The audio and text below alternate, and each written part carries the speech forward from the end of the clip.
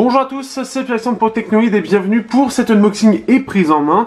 On va découvrir le Oppo R15 Pro. Alors oui, ce n'est pas l'Oppo Find X, mais il arrivera plus tard. C'est bien prévu sur la chaîne et ça c'est plutôt une bonne chose. Mais néanmoins, je voulais me remettre dans le bain après avoir connu Oppo il y a longtemps et grâce à Oppo Communauté France qui m'avait permis, donc si jamais tu regardes Lionel, coucou à toi, mais je ne suis pas sûr, qui m'avait permis de tester plusieurs Oppo dont le Find 7A et les R7 et R7 Plus. Et donc ce qui fait qu'on va attaquer, on est bien après puisqu'il y a eu le R7, le R9, le R11 et le R15, je crois pas qu'il y ait eu le R13. Et donc là on est sur le R15 Pro, si tu veux bien faire la mise au point. Donc R15 Pro qui est en gros l'espèce de milieu de gamme premium de la marque et qui a par rapport aux caractéristiques des choses particulières. La prise en main, c'est après 2-3 jours, après 2 jours, et je vous avoue avoir été étonné de l'appareil, donc j'en parlerai justement. Sinon, qu'est-ce qui est dit exactement? En termes de bande, on a la B3, B20 et B28, donc ça va être bien pour Free, mais on aura B3, B7, B20, B28. Donc on a les 4 bandes en France, donc ça, il est complet de ce point de vue-là, et ça c'est plutôt cool. Donc, hop, on va l'ouvrir tout de suite, et on va parler de ça juste après au niveau de la prise en main. Donc une boîte assez simple à ouvrir, on peut voir le téléphone ici, et voici le téléphone. Alors il faut savoir que de base, ça se voit pas trop, mais c'est à peu près ça, sa couleur de base, c'est-à-dire le haut bien rouge et le bas assez foncé, ce qui fait qu'après ça va jouer dans les reflets. Ça fait beaucoup penser au OnePlus 6. Il faut savoir que c'est à peu près ce à quoi sur lequel OnePlus est basé pour son OnePlus 6, avec diverses différences, mais ça se remarque au final assez vite, qu'ils sont à la fois proches et différents. Donc voilà un petit peu. Vous pouvez voir que je l'utilise déjà, mais on va regarder ce qu'il y a dans l'appareil. Donc on va soulever. Alors ici nous avons, il doit y avoir je pense peut-être une coque. Ah oui, tout à fait. Donc une coque qui va permettre de protéger le téléphone tout simplement, avec l'information, le guide, ainsi qu'un guide rapide. Donc on a les deux. Vous avez aussi ici le petit pic pour pouvoir justement ouvrir le tiroir SIM. Tiroir SIM qui au passage, donc c'est du dual SIM ou SIM plus port SD. Donc ce qui fait que vous pouvez encore étendre la mémoire. Hop, voilà pour cette partie-là. Vous avez un chargeur, alors là j'ai le chargeur de base, mais bien évidemment quand vous allez l'acheter, vous aurez bien le chargeur avec la prise française, donc pas de souci là-dessus. Donc chargeur VOOC qui va permettre de recharger très vite. C'est parmi les premiers à avoir mis en place la charge rapide, hein, c'est quand même eux qui l'ont pour le coup inventé, la recharge rapide et en plus en basse tension. Aujourd'hui on est sur la Super VOOC avec le Oppo Find X qui va sortir, qui vient d'être lancé en France et qui permet de recharger en 35 minutes complètement son appareil, ce qui est assez impressionnant. Mais les bases du VOOC, ça va être avec celui-là, vous pouvez voir déjà un gros chargeur. Vous avez aussi des écouteurs qui sont fournis. Alors, je ne sais pas exactement comment c'était fait, mais ça ressortait beaucoup au départ. Et on va ressortir. Donc, vous avez des écouteurs type, pour le coup, type AirPods. Et donc, ce qui fait que vous avez les écouteurs et vous avez le câble. Alors, un câble spécifique, je ne vais pas le ressortir là parce que ça va être sinon compliqué, mais c'est un câble spécifique pour la VOOC, donc ce qui fait que si vous prenez n'importe quel autre câble, la VOOC ne fonctionnera pas. C'est une sécurité, le câble est spécifique par rapport au chargeur qui lui aussi est spécifique VOOC. D'ailleurs justement, ça va faire une bonne transition, donc toi tu repars là et hop je peux remettre ça. Et on va parler du produit. Hop, donc c'est bien, j'aurais fait en moins de 4 minutes l'unboxing. Donc le produit, on est sur un tarif à 650 €, il n'a pas vraiment décoté depuis qu'il est sorti en France, et c'est un peu dommage parce qu'il est un peu élevé.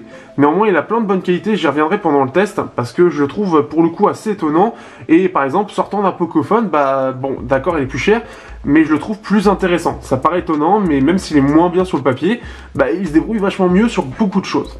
Première chose que je ne comprends pas, et je pense que, à la fois je ne comprends pas, et à la fois je pense connaître le pourquoi du comment.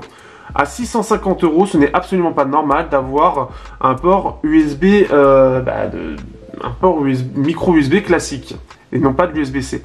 C'est absolument pas normal à mon sens d'avoir ça. Mais après le VOOC à la base a été conçu avec du micro USB, pas de l'USB type C, et ce qui fait que la nouvelle version du VOOC, je pense, devait être peut-être trop cher. Je sais pas exactement comment c'est géré, j'attends des réponses justement de la marque. Mais ce qui fait que je trouve pas ça normal. L'Oppo Find X est bien en USB-C. La charge sur le OnePlus, qui est en fait de la VOOC, mais version OnePlus, eh bien aussi est en USB-C. Donc je trouve pas ça normal. Néanmoins, pour ceux qui ont l'habitude d'avoir du micro USB, vous serez pas dépaysé. Mais c'est un peu dommage de pas avoir du USB-C. Et c'est même, je trouve, un gros point noir pour un smartphone de 2018 ou fin 2017 en tout cas, pas avoir du USB-C, c'est pas normal. Au toucher, par contre, le toucher est vraiment très très bon. On sent que, en fait, c'est là où je comprends un peu plus les 650 €, c'est qu'on sent que, au niveau du toucher, c'est-à-dire qu'on sent vraiment que c'est du verre, qui est très adhérent. Alors par contre, beaucoup de traces de doigts, mais c'est assez adhérent, ce qui est assez bizarre, et c'est très agréable.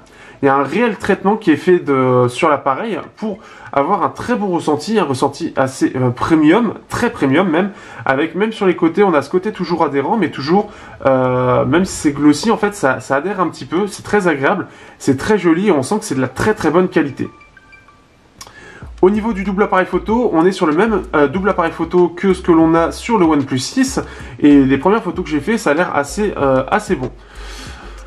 Ce qui fait que, en plus de ça, donc, on est sur, pour moi, le même écran AMOLED que le OnePlus 6. Alors, pas celui que j'ai eu, pas la version rouge, mais bien la version noire, en tout cas les premières versions, puisque j'ai le même souci relevé par Daddy Detect, notamment, que, justement, si on veut cacher le notch, en tout cas sur les moments où on peut le cacher, ça se cache pas du tout. Et ça, c'est assez dommage. Si je prends... bon, voilà, on va prendre ça. Mais...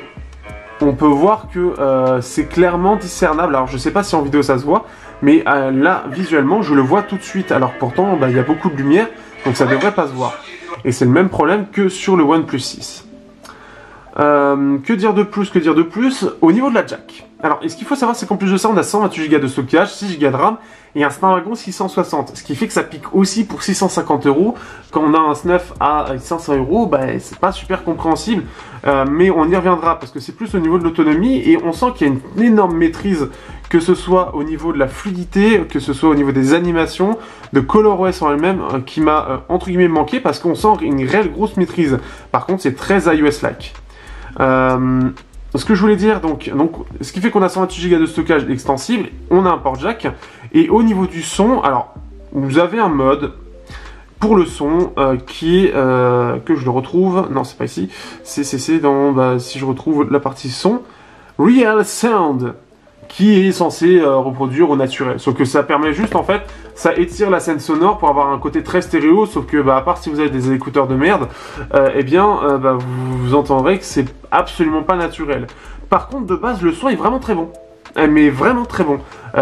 Pour ceux qui me suivent, vous savez que j'ai cassé mon Meizu, et ce qui fait que, en plus de ça, il n'est pas USB-C, donc ce qui fait qu'il faut que je l'utilise en jack, et je suis très étonné de la qualité sonore. J'ai eu une explication en cherchant un petit peu, merci ça, et en fait dans l'audio vous avez TFA 98XX. Et en fait, c'est un amplificateur qui va permettre donc de mieux alimenter en tout cas le jack et d'avoir un bien meilleur son. Et c'est ça qui fait qu'on a un bon son. Alors c'est assez basseux, c'est assez généreux surtout sur les sous-basses, mais le son est vraiment bon, détaillé et agréable à écouter avec des bons écouteurs. Ouf! En attendant d'avoir une solution, au moins j'ai ça. L'écran, c'est bien sûr un écran AMOLED comme je l'ai dit, qui est pour le coup un peu saturé. Il faut le mettre un petit peu sur des couleurs un peu plus froides pour avoir quelque chose de correct. Et d'ailleurs, comme vous pouvez le voir, le thème est un thème rouge, donc à la couleur du téléphone. Alors, je n'aime pas forcément ce thème. Il faut savoir que vous avez la possibilité de le changer, mais le thème, faut apprécier en tout cas. Je l'ai laissé pour l'instant comme ça, pour au moins vous montrer. Mais ce qui fait que c'est vraiment particulier, je trouve, visuellement. Après, ColorOS, en général, les thèmes ne sont pas très intéressants, à mon sens. Mais au moins, on a un magasin de thèmes, vous avez plusieurs thèmes de base. Donc, vous pouvez normalement trouver des thèmes, alors que je retrouve la partie thème que je ne sais plus où elle est. Je crois que c'est dans les paramètres qu'on la retrouve. Alors, c'est une bonne question. Choisir le thème. Voilà, on peut choisir le thème. Si on prend par exemple Diamond Blue. Bon, je pense qu'on va faire une petite minute supplémentaire et après ce sera bon. Voilà, là on est sur quelque chose d'un peu plus classique. Et en plus un peu plus rond, donc un peu plus Google. Ce qui fait que c'est un smartphone qui est très particulier parce qu'il est vraiment grand public. Les plus geeks, bien évidemment, ne se tourneront pas sur ce téléphone, à mon sens. Donc il faut que je comprenne bien quelle est la cible. Et ça, je demande ça à Oppo. Il faut bien que je comprenne la cible de ce téléphone parce que c'est clairement pas réservé à tout le monde. Par contre, vous le donnez à n'importe qui sans lui dire les spécifications. Et bon, donc vous le donnez à n'importe qui sans donner les spécifications et sans montrer le micro USB. N'importe qui pourra vous dire que c'est un haut de gamme. Vous ne verrez pas la différence avec un haut de gamme. Mais vraiment, je le pense vraiment quand je dis ça. En fait, je me suis dit, ça fait vraiment bizarre. Oui, je sais, j'ai un super mot de passe. Mais j'ai pas cette impression, c'est-à-dire que vraiment, le Snapdragon 660 en soi, il est vraiment bon de toute façon de base. Et ColorOS, il y a un très très gros travail en termes logiciels, ce qui fait que même à l'époque avec l'Oppo R7 Plus, il y avait une excellente optimisation et c'était l'un des seuls acteurs à justement maîtriser le 615 et je ne sais toujours pas comment il le faisait. Néanmoins, ColorOS est très particulier et il faut accrocher, on est très loin de ce que propose Google, on est même très très loin et on se rapproche beaucoup plus que ce que propose Apple en fait. Et par exemple, vous n'avez aucune notification ici. Les icônes de notification, vous n'en avez pas, parce que vous avez l'heure et la 4G à gauche, vous avez aussi la Wi-Fi, et à droite, vous avez ne pas déranger, vibreur, batterie, ce qui n'est absolument pas logique de 1 et absolument pas optimisé, et de plus, comment je fais pour voir mes notifications, il faut que je les devine, donc c'est un peu comme le Mi 8, et je déteste ça, ou comme le Pocophone d'ailleurs. Donc, je déteste ça, je trouve très dommage que, justement, on n'a pas ce côté un peu plus européen, ce qui fait que je ne sais pas si c'est quelque chose qui va rebuter réellement, mais pour moi, je trouve que c'est quelque chose qui risque de faire mal à Oppo, et il faut que Oppo améliore cette partie-là, du moins pour les Européens, pour avoir justement nos notifications. En tout cas, moi, j'y suis très cher, c'est la base d'Android, et avant, on les avait avec ColorOS. À l'époque, j'ai connu ColorOS 3.0 avec le Oppo F1 Plus, qui était le Oppo R9 de l'époque, et là, ça y est pas, et c'est un peu dommage. Pour terminer rapidement, il y a une bonne évolution de la part d'Oppo sur le design, puisqu'on a un design qui fait quand même moins penser à du Apple, même c'est quand même le cas, mais quand on le prend en main, j'ai pas du tout l'impression d'avoir du Apple, donc ça c'est une bonne chose. Regardez alors je vais le mettre dans la description si j'y pense, regardez mes vidéos sur le Oppo F1 Plus face à l'iPhone 6, c'est un iPhone 6S, et vous verrez que c'était quasiment la même chose, et peu de choses les différencier, et Oppo a décollé à ce moment-là. Ce Oppo R15, voilà, donc moi c'était l'Oppo F1 Plus, donc c'est l'Oppo R9, le dernier que j'ai fait. Ce Oppo R15 est visuellement assez différent de ce que propose l'Apple, tout en ayant des choses similaires, mais qui est vraiment très agréable. Franchement, pour un smartphone typé milieu de gamme premium, avec ses spécifications, le micro USB, on dirait pas. Parce que la qualité sonore est très bonne, la partie photo, j'en parlerai, mais ça a l'air très très positif. Mais vraiment très positif, ça a l'air beaucoup mieux maîtrisé d'ailleurs que le OnePlus 6. Le toucher est extrêmement agréable, l'écran est vraiment bon, même si, j'ai parlé du défaut par rapport au notch. Ce qui fait qu'il fait vraiment premium globalement et il est très agréable. Par contre, à 649 €, il a énormément de concurrence, ce qui fait que ça va être difficile de le recommander par rapport à une concurrence qui est dans les mêmes prix, voire moins cher. C'est ça qui est plus compliqué. Donc, c'est là où il faut que je comprenne la cible et que je puisse bien vous expliquer, parce que pour moi, il a une cible très précise que, pour le coup, nous geeks qui connaissons aussi bien Internet que les magasins, ça nous échappe. Sur ce, je vous dis à bientôt pour le test du Oppo R15 Pro qui, pour le coup, ce sera positif, mais le prix sera un frein. Autant le dire tout de suite.